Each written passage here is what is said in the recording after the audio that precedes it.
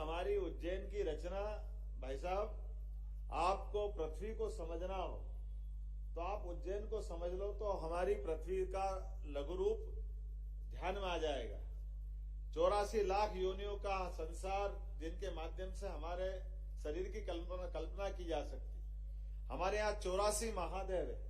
84 महादेव के माध्यम से हम पूरी कल्पना अपने सारे पूर्व जन्मों के आधार पर इसको समझ सकते हैं। दुनिया में 7 सागर है, हमारे यहाँ 7 सागर है। जो 7 सागर से हमने दुनिया को पृथ्वी पे जल की 70% उपस्थिति मानी है। और इसी प्रकार से कालों के काल महाकाल, ऐसा माना जाता है कि पृथ्वी एक बॉल है और बॉल पे 2 धागे लगाए, एक ऐसा और एक ऐसा, उसका जो क्रॉस बिंदु बनेगा वो क्रॉस बिंदु सेंटर पॉइंट है। और ऐसा माना जाता कि वो काल का केंद्र महाकाल का केंद्र है, क्योंकि हर एक का जीवन नियत है। इस चराचर जगत में सब कुछ दृश्यमान में हर एक कोई घूम रहा है, कोई स्थिर नहीं।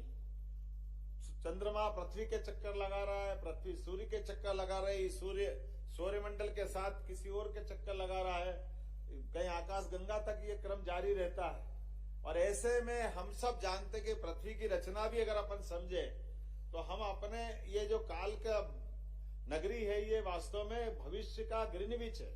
300 साल पहले तक दुनिया में समय की शुद्धता की गणना कहीं से अगर होती थी तो उज्जैन से होती थी। ये उसका सेंटर पॉइंट है। और हमने इस सेंटर पॉइंट को लेकर के साइंस टेक्नोलॉजी विभाग को जोड़ करके एक नई ऑब्जर्वेटरी भी बनाई। IIT और फिजिक्स के डिपार्टमेंट यूनिवर्सिटी को जोड़ करके उस पर रिसर्च कराने का काम भी चालू कराया।